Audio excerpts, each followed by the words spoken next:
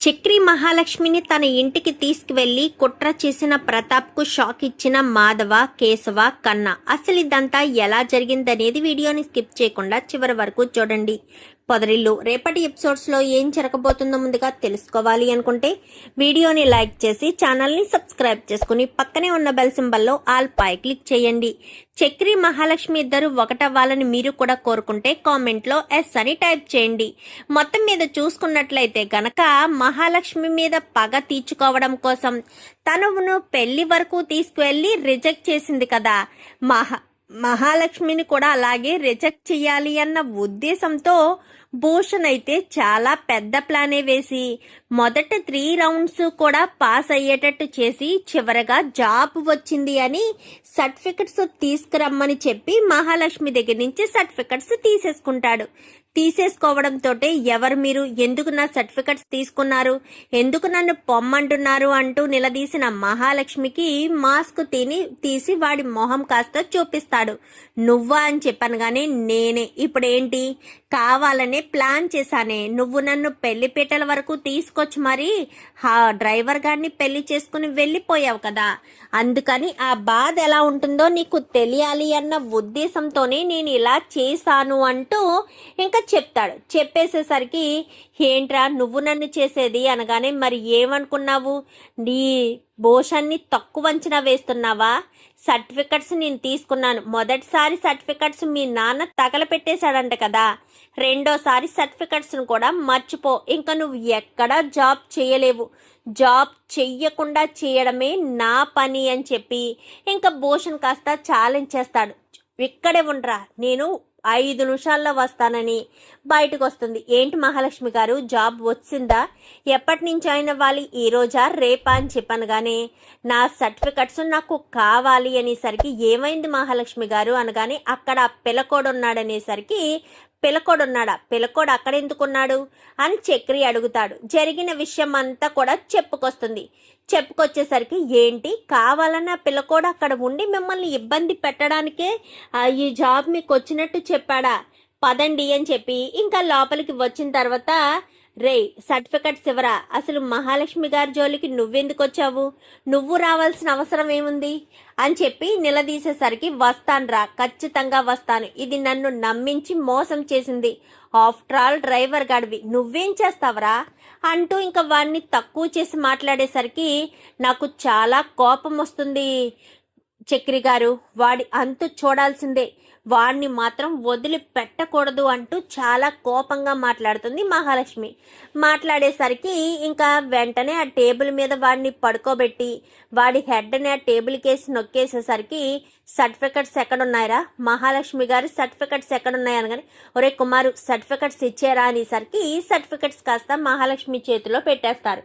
మహాలక్ష్మి గారు చెక్ చేసుకోండి అనగానే మొత్తం అన్నీ చెక్ చేసుకుని అన్నీ ఉన్నాయని చెప్పి అనడంతో మీరు ఇంకొకసారి మహాలక్ష్మి జోలికి వస్తే మాత్రం మర్యాదగా ఉండదు, అర్థమవుతుందా, రండి మహాలక్ష్మి గారు అంటూ చేయి పట్టుకుని బయటికి తీసుకొచ్చేసరికి మహాలక్ష్మి చక్రిని పట్టుకుని చాలా థ్యాంక్స్, రెండోసారి కూడా ఈ విధవ చేతుల్లో నా సర్టిఫికెట్స్ పోతాయి అనుకుని నేను భయపడ్డాను, చాలా కంగారు పడ్డాను అంటూ మాట్లాడేసరికి మీ సర్టిఫికెట్స్ పోతూ ఉంటే నేను చూస్తూ ఊరుకుంటానా, ఇక్కడ ఉన్నది చక్రి అన్న విషయం మీరు మర్చిపోవద్దు, ఈ చక్రిని దాటి మీ సర్టిఫికెట్స్ ఎవడు తీసుకుంటాడో ఎవడు మీ జోలికి వస్తాడో అది నేను చూస్తాను అంటూ చక్రి చాలా గట్టిగానే చెప్తాడు. చెప్పేసేసరికి పదండి వెళ్దాము అనగానే ఇంకా ఇంటికి వచ్చేసిన తర్వాత ఏమైందమ్మా మహాలక్ష్మి, ఎందుకు బాధపడుతున్నావు అని చెప్పాను కానీ ఏం లేదు, ఎలా జరిగింది అని చెప్పాను కానీ ఎలా జరిగిందా, నువ్వెందుకు టెన్షన్ పడుతున్నావు, ఆ ఉద్యోగం కాకపోతే మరొకటి వస్తుంది, దాని గురించి అసలు పెంచుకుంటావా, మా మహాలక్ష్మికి టాలెంట్ తక్కువ ఏంటి, ఎవరైనా సరే ఇట్టే ఉద్యోగం ఇచ్చేస్తారు, మరొక జాబ్కి ట్రై చేయి మహాలక్ష్మి, ఇంకా ఎలాంటి ఇబ్బంది ఉండదు, నువ్వు హ్యాపీగా ఉంటావు అని చెప్పి పెద్ది చెప్పడంతో మహాలక్ష్మి లోపలికి వెళ్ళిపోతుంది. ఇంకా చక్రి ట్రిప్కి వెళ్తాడు. ట్రిప్కి వెళ్ళిన చోట ట్రిప్లోని ఇంకా ప్రతాప్ తెలియకుండానే చక్రి కార్ని బుక్ చేసుకుంటాడు. బుక్ చేసేసుకునేసరికి చక్రి ప్రతాప్ ముందు ఉండడంతో ప్రతాప్ కార్ ఎక్కుతాడు. ఎక్కేసరికి మీరు అసలు ఎందుకు ఇదంతా చేస్తున్నారు, ఇంత కోపాన్ని మహాలక్ష్మి గారి మీద ఎందుకు చూపిస్తున్నారు, పాపం మహాలక్ష్మి గారు చాలా మంచివారు అనగానే అంత మంచితనమే ఉంటే తండ్రి చూపించిన సంబంధాన్ని పెళ్లి చేసుకుంటారే తప్ప తండ్రికి ఇష్టం లేని సంబంధాన్ని పెళ్లి చేసుకుని తన జీవితాన్ని నాశనం చేసుకుంటూ ఉంటే ఏ తండ్రి అయినా భరించగలడా? భరించలేకే కదా ఇలాంటి పరిస్థితి వచ్చింది అంటూ మాట్లాడేసరికి, అంటే మహాలక్ష్మి గారు తప్పు చేస్తున్నారా అని చెప్పాను, కానీ తప్పే చేసింది అనేసరికి పిల్లలు తప్పు చేయడం సహజం, తల్లిదండ్రులు సరిదిద్దాలి అని అంటూ ఉంటారు కదా, మరి మహాలక్ష్మి గారు చేసిన తప్పుని సరిదిద్దారా? మీరు మహాలక్ష్మి గారి దగ్గరికి వెళ్ళి సూటిగా ఒక్క క్షణం కూర్చుని మాట్లాడారా? అసలు ఏంటమ్మా నీ సమస్య ఏంటి అని అడిగారా? మహాలక్ష్మి గారు ఎన్నోసార్లు మీకు చెప్పాలని, ఆ భూషణ్ నిజస్వరూపం మీకు తెలియాలని ఎన్నోసార్లు ప్రయత్నించి నేను జాబ్ చేసుకోను అనే స్థితి వరకు తీసుకొచ్చింది. అయినా సరే మీ కూతురు విషయంలో మీరు స్వార్థంగా ఆలోచించారు. మీ కూతురు విషయంలో మీకు వచ్చిన ఆలోచనలు అన్నీ కూడా మీ కూతురు మీద రుద్దాలని చూశారు. కానీ మీ కూతురు చాలా తెలివైంది, అది మీరు అర్థం చేసుకోలేకపోయారు అంటూ మాట్లాడేసరికి, ఏం చేయమంటావు అంటే ఇప్పుడు నేను తప్పు చేశానంటున్నావా అనగానే, మీరు తలదించుకోవాల్సిన అవసరం ఏముందండి? లోకంలో ఎంతమంది ప్రేమించి పెళ్లి చేసుకోవడం లేదు, చాలా మంది ప్రేమించి పెళ్లి చేసుకుంటున్నారు. సో మీరు అవన్నీ మనసులో పెట్టుకోకుండా మహాలక్ష్మి గారిని క్షమించి ఇంటికి తీసుకొస్తే బాగుంటుంది, లేదంటే ఆవిడ జీవితాంతం బాధపడుతూనే ఉంటారు అంటూ ఇంకా చక్రి చెప్పేసరికి, ఇంకా ప్రతాప్ కావాలని చక్రి మనస్తత్వం ఏంటి, అసలు చక్రిని మహాలక్ష్మిని నేనే విడదీయాలి, ఎక్కడికో పంపించేసి మహాలక్ష్మి నుంచి చక్రి దూరం అయిపోవాలి అనుకోవడం తప్పు కదా, నేనే మహాలక్ష్మి నుంచి విడదీయాలి అన్న ఉద్దేశంతో ఇంకా భూషణ్ ప్రతాప్ ఏం చేస్తాడంటే ఇంటికి వచ్చిన తర్వాత మహాలక్ష్మికి ఫోన్ చేయమని హారికకు చెప్తాడు. చెప్పడంతో హారిక ఫోన్ చేస్తుంది. ఫోన్ ఇలా మహాలక్ష్మికి మాట్లాడిన తర్వాత, ఇలా ఇవ్వమ్మా అని చెప్పాను కానీ, అమ్మ మహాలక్ష్మి అని చెప్పనేసరికి, నాన్న అని చెప్పాను కానీ ఈ నాన్నను మర్చిపోయావా, నాకు నిన్ను చూడాలనుంది అనేసరికి, నాకు మిమ్మల్ని చూడాలనుంది నాన్న అని చెప్పాను కానీ, సరే అయితే నేనే మీ దగ్గరికి వస్తాను అని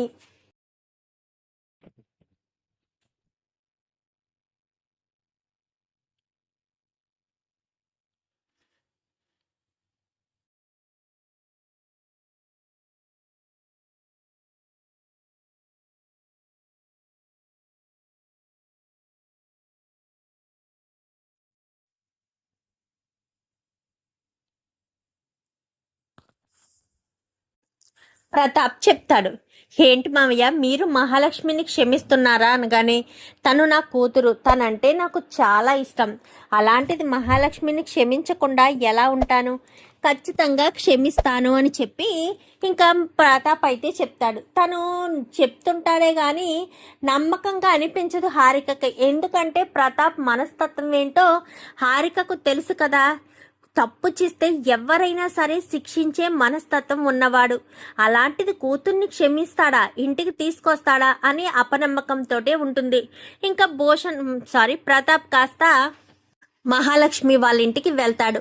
బయట నుంచి అమ్మ మహాలక్ష్మి అని పిలవడంతో మహాలక్ష్మి బయటకు వస్తే ఇంకా ప్రతాప్ని పట్టుకుంటుంది. పట్టుకునేసరికి చక్రి కూడా వస్తాడు.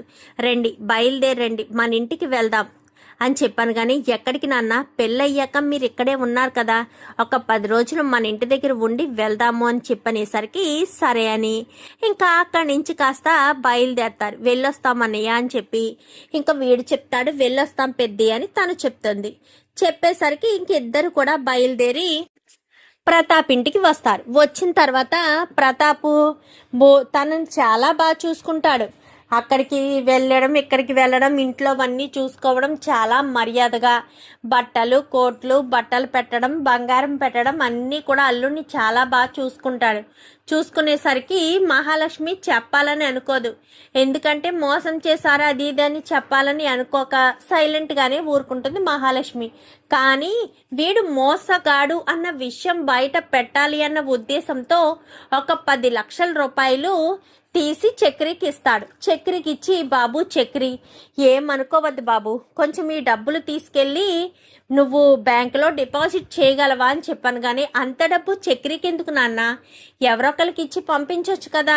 అయినా చక్రి అంత డబ్బును బ్యాంకులో డిపాజిట్ చేయడం కూడా తనకు రాదు, తను ఎప్పుడూ అలాంటి పనులు చేయలేదు అని చెప్తుంది.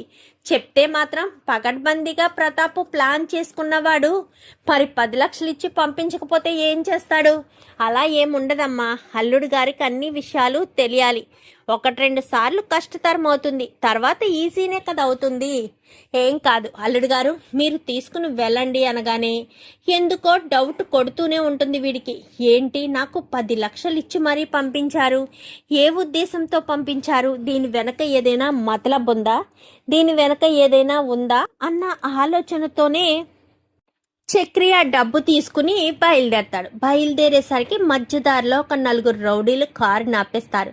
కారు నాపేసి డబ్బుతో సహా వీడిని కూడా అంటే చక్రిని కూడా తీసుకెళ్లి ఒక చోట దాచిపెట్టేస్తారు. దాచిపెట్టేయడంతో ఇంకా ఎక్కడ దాచిపెట్టారో ఏంటో కూడా ఎక్కడ తెలియనివ్వకుండా దాచిపెట్టేస్తారు. మధ్యాహ్నం అయిపోతుంది. ఉదయం 10 గంటలకి వెళ్ళినవాడు మధ్యాహ్నం 2 అవుతుంది రాడు, ఇంకా లేట్ అవుతుంది రాడు.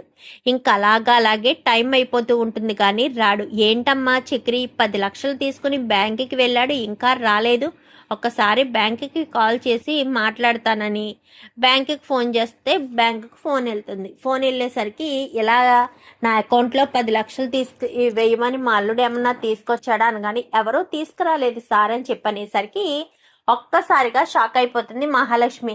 ఏంటిదంతా, ఏంటమ్మా మహాలక్ష్మి, అల్లుడు చాలా మంచివాడు చాలా గొప్పవాడు అన్నావు, ఆఫ్టర్ ఆల్ 10 లక్షల కోసం కక్కుర్తి చూపించాడు చూసావా, అతను నీ డబ్బు కోసమే నిన్ను ప్రేమించాడు, నీ మీద ఇష్టంతో కాదు. తను 10 లక్షలు తీసుకుని ఎక్కడికో వెళ్ళిపోయాడు, ఇంకా వాడిని మర్చిపోవడం మించి నీకు వేరే ఆప్షనే లేదు, అసలు వాడి గురించి నువ్వు ఆలోచించొద్దు అంటూ మాట్లాడేసరికి ఏం మాట్లాడుతున్నారు నాన్న, అసలు చక్రి అసలు ఎక్కడికి వెళ్ళాడో ఏంటో తెలియకుండా మీరు అలా ఎలా ఊహిస్తారు, ఇంకా అర్థం కాకపోతే ఎలాగమ్మా, నువ్వేమన్నా చిన్నపిల్లవా, 10 లక్షల రూపాయలు తీసుకుని ఉడాయించిన వాడి గురించి ఇంకా ఆలోచించాలా అని అడుగుతున్నావా, అసలు నీకే బుర్ర పని చేయడం లేదు, వాడు ఎలాంటి వాడో ఈ ఒక్క దెబ్బకి తెలిసిపోయింది చూసావా, ఇంకా చక్రిని మర్చిపో అంటూ ఇంకా ప్రతాప్ చెప్తాడు. ఇంకా ఇక్కడ చక్రిని మర్చిపోవడం కాదు సమస్య, నిజాయితీని నిరూపించుకోవాలి, ఎందుకంటే వాళ్ళు గొప్పవాళ్ళు అని చెప్పింది కదా. సో 10 లక్షల రూపాయలకి కక్కుత్తి పడే మనుషులు కాదు అన్న విషయం తెలుసుకోవాలి అన్న ఉద్దేశంతో వెంటనే ఇంకా మాధవకి కేశవకి ఫోన్ చేసి చెప్తుంది. చెప్పేసరికి ఏమంటున్నావు వదిన అనగానే అవును ఇదే జరిగింది, మా నాన్న నింద వేశారు, ఎక్కడున్నా మీ తమ్ముడిని మాత్రం తీసుకురావాల్సిందే అని చెప్పాను కానీ మేము చూసుకుంటామని మాధవ కేశవ కన్న ఇటు నారాయణ మొత్తం 4 కూడా జల్లిడి పట్టేస్తారు. జల్లిడి పట్టేసేసరికి ఇంకా మొత్తం చూడడంతో ఒక రౌడీ వాడిని ఫాలో అవుతారు. ఫాలో అవ్వడంతో వాడి దగ్గర డబ్బు ఉంది, ఆ డబ్బు తీసుకుని మనం పారిపోతే అనగానే ఆయన చంపేస్తారా, వీడిని మాత్రం ఎట్టి పరిస్థితుల్లో వదిలిపెట్టొద్దని చెప్పారని ఒక చోటకొచ్చి మాట్లాడుకుంటూ ఉంటారు వీళ్ళు. వాళ్ళని ఫాలో అవుతూ వెళ్తాడు కేశవ. వెళ్ళేసరికి ఒక చోట 4 రౌడీలు చక్రిని కట్టేసి ఉంచుతారు. వెంటనే మాధవ్కి ఫోన్ చేస్తాడు, కన్నాకి ఫోన్ చేస్తాడు, నారాయణకి ఫోన్ చేస్తాడు. చక్రి ఎక్కడున్నాడో కనిపించాడు నా అన్నయ్య అని చెప్పనేసరికి ఎక్కడ్రా, లొకేషన్ పంపించు, నువ్వు తొందరపడి వెళ్ళకు, మేము వచ్చే వరకు వెయిట్ చేయను కానీ సరే అన్నయ్య అని చెప్పి వెయిట్ చేస్తూ ఉంటాడు. ఈ లోపు వీళ్ళ 3 వస్తారు. 3 వచ్చి 4 మీద అటాక్ చేస్తారు. మొత్తం 4ని పట్టుకుని చితక్ కొట్టేసరికి కన్నా వెళ్ళి చక్రి కట్లు విప్పేస్తాడు. అసలు ఏమైందిరా అనగానే మహాలక్ష్మి వాళ్ళ నాన్న నాకు 10 లక్షలు ఇచ్చి బ్యాంకులో డిపాజిట్ చేయమని చెప్పారన్నయ్య. నేను బ్యాంకుకి బయలుదేరాను. మధ్యదారిలోని కారు అడ్డంగా రాళ్ళు పెట్టారు. కారు స్లో చేశాను. వచ్చేసరికి వీళ్ళ నలుగురు వచ్చి మమ్మల్ని కొంచెం ఫ్రంట్ అని చెప్పాను కానీ వద్దు అని చెప్పాను కానీ ఎక్కించుకోండి అంటూ బ్రతిమాలి ఎక్కారు. ఎక్కిన తర్వాత కత్తి చూపించి నన్ను ఒక చోటకి తీసుకొచ్చి ఇక్కడ బంధించేశారు. బంధించేసిన తర్వాత నాకు అర్థమైంది ఇదంతా పక్కా స్కెచ్ అని. మహాలక్ష్మి ఫోన్ చేసిందిరా, నువ్వు డబ్బులు పట్టుకుని ఉడాయించావు అన్న విషయం చెప్పడంతో మేము షాక్ అయ్యాము. ఎదుటి వాళ్ళ సొమ్ముల గురించి ఆలోచించే నా కొడుకు కాదు కదా, మరి ఇలా ఎందుకు ఆలోచిస్తున్నాడు అన్న భయంతోనే ఇంకా సర్టిఫికెట్ డబ్బులు తీసుకుని ఉన్నానన్నయ్య అని చెప్పనేసరికి పదరా వెళ్తాము.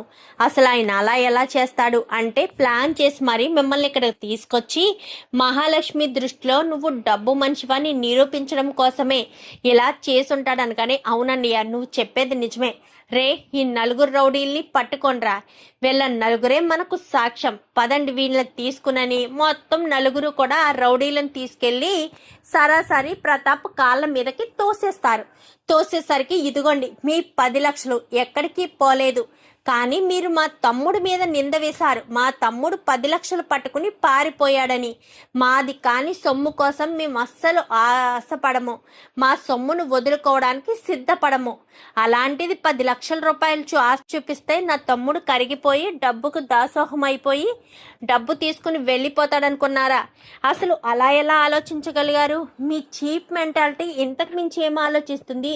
చూసావమ్మ మహాలక్ష్మి, చక్రిని నీ దృష్టిలో బ్యాట్ చేయడం కోసం మీ నాన్నగారు ఎంత కుట్ర చేశారో. సరైన సమయానికి మేము వెళ్ళి ఆ డబ్బు ఖర్చు కాకుండా తీసుకొచ్చాము కాబట్టి సరిపోయింది. అదే తర్వాత ఎప్పుడో చూసి వెళ్ళేసరికి ఆ డబ్బులు వాళ్ళు ఖర్చు పెట్టేసుకున్నా ఆ నింద వీడి మీదే పడేది. నువ్వు నిజంగా ఈ చక్రి ఇలాంటి వాడా అన్న ఉద్దేశానికి వచ్చేసేదానివి అనగాని ఏం మాట్లాడుతున్నావు పెద్ది?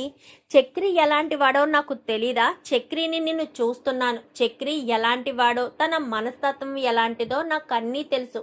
చక్రి చాలా మంచివాడు. చాలా బాగుంది నాన్న, నువ్వు ఇంటికి తీసుకొచ్చిన పద్ధతి బాగుంది, నువ్వు మమ్మల్ని చూసుకుంటున్న పద్ధతి అంతకు మించి బాగుంది. నువ్వు ఈ రకంగా మమ్మల్ని చూసుకుంటావని అస్సలు అనుకోలేదు.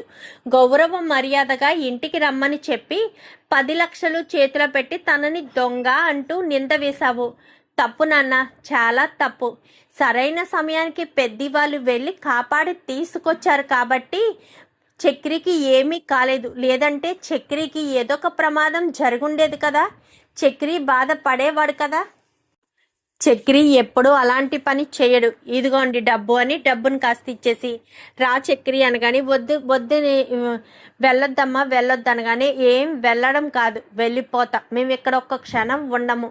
నా భర్తకు అవమానం జరిగిన చోట నేను ఉండదలుచుకోలేదు, అందుకే నేను వెళ్ళిపోతున్నానంటూ మహాలక్ష్మి చక్రి చెయ్యి పట్టుకుని సరాసరి కార్ దగ్గరకు వచ్చి అక్కడి నుంచి ఇంటికి వచ్చేస్తారు.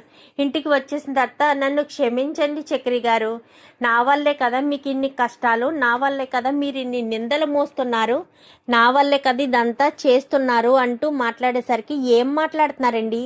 మీ వల్ల మీ వల్ల మీ వల్ల అంటారేంటి?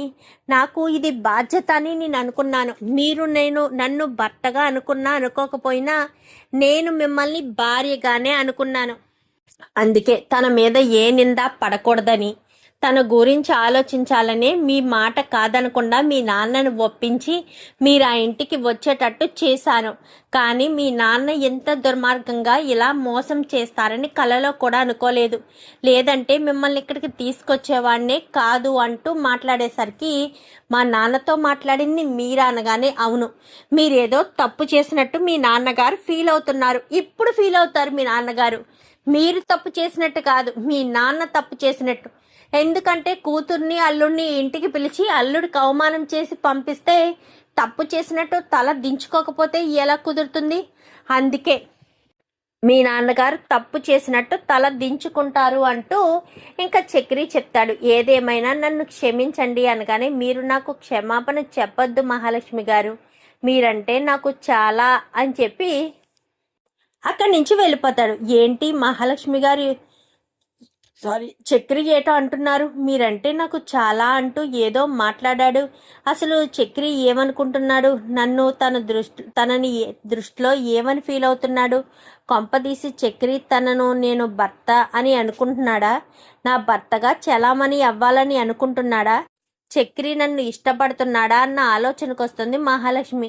చక్రి అప్పుడు వరకు చేసే పనులన్నీ నచ్చకపోయినా ఇక మీదటి నుంచి చక్రికి తోడుగా ఉండాలి, చక్రి ఏ పని చేసినా అండగా ఉండాలి, చక్రి నేను సంతోషంగా ఉండాలి